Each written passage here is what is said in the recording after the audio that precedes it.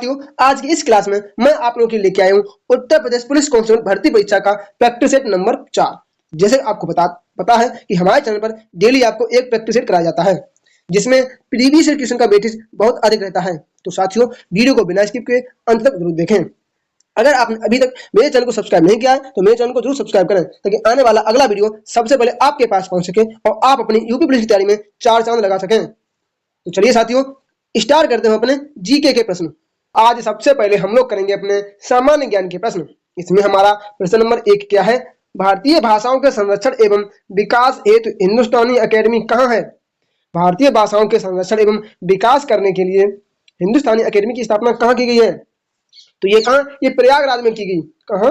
प्रयागराज में की गई। इसकी स्थापना 1927 में की थी। किसी 1927 में इसकी स्थापना की गई थी। हमारा अगला प्रश्न क्या है? प्रश्न नंबर 2, निम्नलिखित में से कौन अरुणाचल प्रदेश की राजधानी है? अरुणाचल प्रदेश की राजधानी कहाँ है? तो आपको पता है कहाँ है? ईटानगर। ऑप्शन नंबर ए हो जाएगा, अरुणाचल प्रदेश की राजधानी ईटानगर में है। हमारा अगला प्रश्न क्या है? प्रश्न नंबर 3, शास्त्रीय नृत्य ओडिसी किस प्रदेश का नृत्य है? तो ओडिसी है, तो आपको पता है ओडिसी में सीधा दिखा क्या? ओडिशा। तो किसका? उड़ीसा का हो जाएगा। ऑप्शन नंबर ए हमारा बिल्कुल राइट आंसर हो जाएगा। हमारा अगला प्रश्न क्या है? प्रश्न नंबर 4, हड्डियों का अध्ययन विज्ञान की किस शाखा के अंतर्गत होता है? तो हड्डियां हैं, इसका अध्ययन विज्ञान की किस शाखा के अंतर्गत होता है? तो किसके अंतर्गत होता है? ऑस्टियोलॉजी। ऑप्शन नंबर ए हो जाएगा, ऑस्टियोलॉजी के अंतर्गत होता है। साथियों, इसके बाद हमारा अगला प्रश्न क्या है? प्रश्न नंबर 5, चौरा चौरी कांड का संबंध उत्तर प्रदेश के किस जिले से है? जो चौरा चौरी कांड है ये यूपी के किस जिले से संबंध रखता है? तो किस? गोरखपुर। ऑप्शन नंबर सी हो जाएगा, गोरखपुर से संबंध रखता है। ये जो चौरा चौरी कांड कब हुआ था? ये 5 फरवरी 1922 को हुआ था। हमारा अगला प्रश्न क्या है?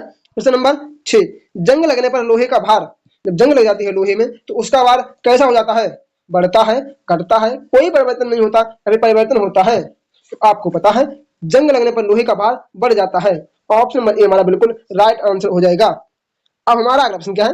प्रश्न नंबर 7 हमारा क्या हो जाएगा? सीबी रमन को किस क्षेत्र में कार्य करने के लिए नोबेल पुरस्कार दिया गया? सीबी रमन को किस क्षेत्र के लिए नोबेल पुरस्कार दिया गया था? तो आपको पता है सीबी रमन ने किसकी खोज की थी? कि प्रकाश प्रकीर्णन या रमन प्रभाव। प्रकाश प्रकीर्णन या इसे रमन प्रभाव के नाम से भी जानते हैं। हमारा अगला प्रश्न क्या है? प्रश्न नंबर 8 हमारा क्या हो जाएगा? क्या प्रश्न नंबर 8, सिलाई मशीन का आविष्कार किसने किया था? जो सिलाई मशीन है इसका आविष्कार किसने किया था? तो किसने किया था? Isaac singer. आइजैक सिंगर ने इसका क्या किया था? आविष्कार किया था। सिलाई मशीन का आविष्कार आइजैक सिंगर ने किया था। अब हमारा अगला प्रश्न क्या है? प्रश्न नंबर हमारा 10 क्या हो जाएगा? 9 सॉरी, प्रश्न नंबर 9 हमारा क्या हो जाएगा? कंप्यूटर ऑपरेटिंग सिस्टम को बूट स्ट्रैप क्या है? कंप्यूटर ऑपरेटिंग सिस्टम है, इसका बूट स्ट्रैप क्या कहलाता है? तो क्या कहलाता है? यह अन्य आंकड़ों तथा प्रोग्राम को लोड करने वाला लघु प्रोग्राम जो कि फिर रैम में एग्जीक्यूट हो जाता है। जो बूट स्ट्रैप है, ये बूट स्ट्रैप है, इसका मतलब होता है अन्य आंकड़े मतलब बहुत सारे कामों को करना तथा प्रोग्राम को लोड करना। हमारा अगला प्रश्न क्या है? प्रश्न नंबर 10 हमारा क्या हो जाएगा? उत्तर प्रदेश में आरक्षी नागरिक पुलिस बल एवं आरक्षी प्रादेशिक आर्म कांस्टेबलरी पदों के लिए महिला अभ्यर्थी के लिए न्यूनतम वजन कितना होना चाहिए? अगर आपको यूपी पुलिस की भर्ती में शामिल होना है तो महिलाओं के लिए वजन कितना चाहिए? महिलाओं के लिए वजन कितना चाहिए? तो कम से कम कोई भी फीमेल है उसका वजन 40 किलोग्राम से कम नहीं होना चाहिए। अगर आपका वजन 40 से कम होता है तो आपको फिजिकल से बाहर कर दिया जाएगा। हमारा अगला प्रश्न क्या है? प्रश्न number 11, your best day is today. Your best day is today के लेखक कौन है? ये पुस्तक किसके द्वारा लिखी गई है? तो किसके द्वारा? अनुपम खेर। यह पुस्तक अनुपम खेर के द्वारा लिखी गई है। ऑप्शन नंबर बी हमारा राइट आंसर हो जाएगा। उसके बाद हमारा अगला प्रश्न क्या है? प्रश्न नंबर 12, भारतीय फुटबॉल की निम्नलिखित में से किस राष्ट्रीय प्रतियोगिता का आरंभ 1945 में हुआ था? भारतीय फुटबॉल की निम्न में से किस प्रतियोगिता का आरंभ 1945 में हुआ था? तो बताइए किसका आरंभ 1945 में हुआ था? इसका डीसीएम कप। डीसीएम कप इसकी शुरुआत 1945 में की गई थी। इसके बाद हमारा अगला प्रश्न क्या है साथियों? प्रश्न नंबर 13, सतपथ ब्राह्मण और तैत्तिरीय ब्राह्मण ये किसके भाग हैं? सतपथ ब्राह्मण और तैत्तिरीय ब्राह्मण ये किसके भाग हैं? तो किसके हैं? ये यजुर्वेद के भाग है। किसके? यजुर्वेद के भाग हैं। हमारा अगला प्रश्न क्या है? प्रश्न नंबर 14, भारत विश्व का विशालतम लोकतंत्र प्रजातंत्र है। भारत विश्व का विशालतम लोकतंत्र प्रजातंत्र है। इसकी प्रथम लोकसभा कब आयोजित की गई थी? इसकी जो प्रथम लोकसभा है इसका आयोजन कब किया गया था? आप बता कब? 1952, 13 मई 1952। ऑप्शन नंबर सी हमारा राइट आंसर हो जाएगा 13 मई 1952। इसके बाद हमारा अगला प्रश्न क्या है? प्रश्न नंबर 15 हमारा क्या हो जाएगा? खेलो इंडिया राष्ट्रीय शीतकालीन खेल के दूसरे संस्करण का आयोजन कहाँ किया गया? तो खेलो इंडिया शीतकालीन गेम है, इनका सेकेंड जो संस्करण था ये कहाँ किया गया था? मतलब इसका आयोजन कहाँ किया गया था? तो कहाँ? गुलमर्ग, गुलमर्ग में किया गया था। ऑप्शन नंबर ए हमारा बिल्कुल राइट आंसर रहेगा गुलमर्ग। हमारा अगला प्रश्न क्या है? प्रश्न नंबर 16 हमारा क्या हो जाएगा? रासायनिक ऊर्जा को विद्युत ऊर्जा में रूपांतर किसके द्वारा किया जाता है? अगर हमें रासायनिक ऊर्जा को विद्युत ऊर्जा में बदलना है तो हम किसका प्रयोग करते हैं? तो किसका? संचायक सेल। ऑप्शन नंबर डी हो जाएगा, हम लोग संचायक सेल का प्रयोग करते हैं। इसके बाद हमारा अगला प्रश्न क्या है? प्रश्न नंबर 17 है, जल्लीकट्टू के साथ जुड़ा हुआ है, इनमें से ऐसा कौन सा नृत्य है जो जल्लीकट्टू के साथ अपना संबंध रखता है? तो कौन? पोंगल त्योहार का जो प्रोग्राम है ये जल्लीकट्टू के साथ आयोजन किया जाता है। हमारा अगला प्रश्न क्या है? प्रश्न नंबर 18, संयुक्त राष्ट्र सुरक्षा परिषद के अस्थायी सदस्य की कार्य अवधि कितनी होती है? जो संयुक्त राष्ट्र सुरक्षा परिषद है इसके अस्थायी सदस्य की कार्यकाल कितने वर्ष होता है? तो कितने? 2 वर्ष होता है। ऑप्शन नंबर डी हो जाएगा 2 वर्ष। हमारा अगला प्रश्न क्या है? प्रश्न नंबर 19, निम्नलिखित में से कौन सी मिश्रित खेती की प्रमुख विशेषता है? मिश्रित खेती की प्रमुख विशेषता कौन सी है? तो कौन सी है? पशुपालन और फसल का उत्पादन एक साथ करना। पशुपालन और फसल का उत्पादन एक साथ करना। हमारा अगला प्रश्न क्या है? प्रश्न नंबर 20, विश्व का चौथा सबसे बड़ा महाद्वीप कौन सा है? विश्व का 4th सबसे बड़ा महाद्वीप कौन सा है? तो कौन सा है? आपको पता है कौन सा? दक्षिण अमेरिका। तो कौन सा? दक्षिण अमेरिका। ऑप्शन नंबर सी हमारा राइट आंसर हो जाएगा। साथियों उसके बाद हमारा अगला प्रश्न क्या है? प्रश्न नंबर 21, किसी ऊंचाई पर एक वस्तु की स्थितिज ऊर्जा को क्या कहते हैं? किसी ऊंचाई पर एक वस्तु की स्थितिज ऊर्जा को किस नाम से जानते हैं? तो किस नाम से? गुरुत्वीय स्थितिज ऊर्जा। ऑप्शन नंबर डी हमारा राइट आंसर हो जाएगा। साथियों अगर आपने अभी तक मेरे चैनल को सब्सक्राइब नहीं किया है तो मेरे चैनल को जरूर सब्सक्राइब करें, लेकिन आने वाला अगला वीडियो सबसे पहले आपके पास आए और आप अपनी यूपी पुलिस की तैयारी बहुत अच्छे ढंग से कर सकें। हमारा अगला प्रश्न क्या है? प्रश्न नंबर 22 हमारा क्या हो जाएगा? भारत के किस गवर्नर जनरल को स्थानीय स्वशासन का पिता कहा जाता है? ऐसा कौन सा गवर्नर जनरल है जिसको स्थानीय स्वशासन का जनक कहा जाता है? उनका नाम क्या है? तो कौन? Lord Ripon. लॉर्ड रिपन को स्थानीय स्वशासन का जनक कहा जाता है। हमारा अगला प्रश्न क्या है? प्रश्न नंबर 23, भारत में पंचवर्षीय योजना को किसने विकसित किया? भारत में पंचवर्षीय योजना को किसके द्वारा विकसित किया गया? तो किसके द्वारा? पीसी महानलोबिस। ऑप्शन नंबर डी रहेगा पीसी महानलोबिस। हमारा अगला प्रश्न क्या है? प्रश्न नंबर 24, उत्तर प्रदेश में सर्वाधिक गर्मी किन जिलों में पड़ती है? यूपी में सर्वाधिक गर्मी किन जिलों में पड़ती है? तो किन में पड़ती है? आगरा और झांसी। आगरा और झांसी 2 ऐसे जिला हैं जिनमें सबसे अधिक गर्मी पड़ती है, सबसे अधिक गर्मी पड़ती है। हमारा अगला प्रश्न क्या है? प्रश्न नंबर 25, भारत के किस नगर को भारत की सिलिकॉन वैली कहा जाता है? सिलिकॉन वैली के नाम से कौन सा शहर प्रसिद्ध है? आपको पता है सिलिकॉन वैली के नाम से कौन प्रसिद्ध है? बंगलुरु। कौन? बंगलौर प्रसिद्ध है। ऑप्शन नंबर ए हमारा राइट आंसर हो जाएगा। हमारा अगला प्रश्न क्या है? प्रश्न नंबर 26, दक्षेस का प्रथम सम्मेलन कहाँ हुआ था? दक्षेस है इसका प्रथम सम्मेलन कहाँ हुआ था? तो कहाँ हुआ था? आपको पता है कहाँ? ढाका। इसका प्रथम सम्मेलन ढाका में हुआ था। ऑप्शन नंबर डी हमारा राइट आंसर हो जाएगा। और कब हुआ था? 1985 में हुआ था। हमारा अगला प्रश्न क्या है? प्रश्न नंबर 27, किस बैंक की सहायता से उत्तर प्रदेश वानिकी योजना की शुरुआत 19 मार्च 1998 में की गई थी? ऐसा कौन सा बैंक है जिसकी सहायता से यूपी सरकार ने वानिकी योजना की शुरुआत 19 मार्च 1988 को की थी? तो वह बैंक कौन सा है? विश्व बैंक। विश्व बैंक की सहायता से की गई थी। हमारा अगला प्रश्न क्या है? प्रश्न नंबर 28, अक्टूबर 2017 में केंद्र सरकार ने एक कछुआ अभयारण्य की विकास को मंजूरी दी। कछुआ अभयारण्य 2017 में कहाँ खोला गया था? तो कहाँ खोला गया? इलाहाबाद। ऑप्शन नंबर डी जाएगा इलाहाबाद।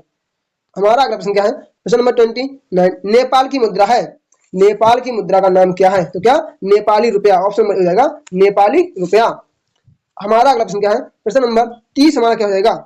भारत का केंद्रीय औद्योगिक अनुसंधान संस्थान कहाँ स्थित है? भारत का केंद्रीय और औद्योगिक जो अनुसंधान संस्थान है ये कहाँ है? ये कहाँ है? ये कहाँ हो जाएगा? लखनऊ। ऑप्शन नंबर डी जाएगा लखनऊ। हमारा अगला प्रश्न क्या है? प्रश्न नंबर 131, मानव शरीर में वृक्क निम्नलिखित में से किस प्रणाली का भाग है? जो किडनी है ये किस सिस्टम का भाग है? किडनी किस सिस्टम का भाग है? देखते हैं इसके ऑप्शन, किडनी किस सिस्टम का भाग है? तो आपको पता है किडनी जो है ना हमारे उत्सर्जन का भाग है। किसका? उत्सर्जन तंत्र का भाग है। तो इसका राइट आंसर क्या जाएगा? Option number A. हमारा अगला प्रश्न क्या है? प्रश्न नंबर 32 हमारा क्या हो जाएगा?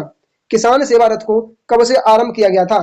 तो किसान सेवा रथ है, इसका आरंभ कब किया गया था? तो कब? 2010 से 2011। ऑप्शन नंबर डी हो जाएगा 2010 से 2011 के बीच। अब हमारा अगला प्रश्न क्या है? प्रश्न नंबर 33। वर्तमान में केंद्रीय जांच ब्यूरो के डायरेक्टर कौन है? सीबीआई के डायरेक्टर कौन है? उनका नाम क्या है? तो कौन है? Subodh Kumar Jaiswal. Option number B हमारा राइट आंसर हो जाएगा सुबोध कुमार जायसवाल। हमारा अगला प्रश्न क्या है? प्रश्न नंबर 34। निम्न में से कब सिकंदर लोदी का मकबरा बना था? सिकंदर लोदी है, इसका मकबरा का निर्माण कब किया गया था? तो कब किया गया था? 1517। ऑप्शन नंबर सी होगा 1517 में किया गया था। तो इसका मकबरा किसने बनाया? इब्राहिम लोदी। किसने? इब्राहिम लोदी ने इसका मकबरा बनवाया था। अब हमारा अगला प्रश्न क्या है? प्रश्न नंबर 35। करेवास मृत्तिका जो जाफरान के उत्पादन के लिए उपयोगी है, करेवास मतलब जो मिट्टी है जो जाफरान के उत्पादन के लिए सबसे उपयोगी मानी जाती है, वह कहाँ पाई जाती है? ये मिट्टी कश्मीरी हिमालय में, कहा? जो कश्मीर के पास हिमालय पड़ता है उसमें पाई जाती है। हमारा अगला प्रश्न क्या है? प्रश्न नंबर 36। हिंदुस्तान एल्यूमिनियम कंपनी कहाँ है? हिंदुस्तान एल्यूमिनियम कंपनी कहाँ है? तो ये कहाँ है? रेणुकूट में है। ऑप्शन हो जाएगा रेणुकूट। और ये कहाँ है? ये सोनभद्र जिले में। कहा? ये सोनभद्र जिले में पड़ता है रेणुकूट। हमारा अगला प्रश्न क्या है? प्रश्न नंबर 37। संयुक्त राष्ट्र महासभा द्वारा पारित प्रस्ताव के अनुसार 24 जनवरी 2019 को पहला अंतरराष्ट्रीय दिवस मनाया गया। 24 जनवरी 2019 को कौन सा अंतरराष्ट्रीय दिवस मनाया गया? कौन सा मनाया गया? शिक्षा अंतरराष्ट्रीय दिवस। कौन सा? शिक्षा अंतरराष्ट्रीय दिवस मनाया गया। हमारा अगला प्रश्न क्या है? प्रश्न नंबर 38। निम्न में से किस अनुच्छेद के अंतर्गत वित्त आयोग का गठन किया गया? किस आर्टिकल के तहत या किस आर्टिकल में वित्त आयोग का उल्लेख है? तो भाई आर्टिकल कौन सा है? Article 280। Article 280। Option number A हमारा राइट आंसर हो जाएगा। साथियों, अगर आपने अभी तक मेरे चैनल को सब्सक्राइब नहीं किया है तो मेरे चैनल को जरूर सब्सक्राइब करें, ताकि आने वाला अगला वीडियो सबसे पहले आपके पास पहुंच सके, तो आप सकें। साथियों, इसके बाद हम लोग करेंगे अपने हिंदी के प्रश्न। इसके बाद हम करेंगे अपने सामान्य हिंदी के प्रश्न। इसमें हमारा प्रश्न नंबर 1 क्या है? सड़क नापना मुहावरे का अर्थ है। सड़क नापना, इस मुहावरे का अर्थ क्या हो जाएगा? तो क्या जाएगा? व्यर्थ में इधर उधर घूमना। ऑप्शन नंबर सी हमारा राइट आंसर हो जाएगा व्यर्थ में इधर उधर घूमना। हमारा अगला प्रश्न क्या है? प्रश्न नंबर 115। आश्रम का पर्यायवाची शब्द होगा, जो आश्रम है इसका पर्यायवाची क्या हो जाएगा? तो क्या? संघ। ऑप्शन नंबर ए हो जाएगा संघ। हमारा अगला प्रश्न क्या है? प्रश्न नंबर 116। कर्तव्य शब्द का उदाहरण है। तो कर्तव्य शब्द है, इसका उदाहरण क्या हो जाएगा? तो क्या? तव्य प्रत्यय। तव्य प्रत्यय, इसमें कर्तव्य में तव्य प्रत्यय का प्रयोग किया गया है। हमारा अगला प्रश्न क्या है? प्रश्न नंबर 117। किस शब्द में उपसर्ग का प्रयोग किया गया है? ऐसा कौन सा शब्द है जिसमें उपसर्ग प्रत्यय का प्रयोग किया गया है, फिर उपसर्ग का प्रयोग किया गया है? तो किसमें? देखो, इसमें लाभदायक में नहीं, उपकार में, उपकार में किया गया है। हमारा अगला प्रश्न क्या है? प्रश्न नंबर 118 हमारा क्या हो जाएगा? निम्नलिखित में से कौन सा विशेषण संज्ञा से नहीं बना है? इनमें से ऐसा कौन सा विशेषण है जो संज्ञा की सहायता से नहीं बनाया गया? देखो, दानी में बनाया गया, चमकीला में बनाया गया। अब इसके बाद हमारे अगले ऑप्शन क्या है?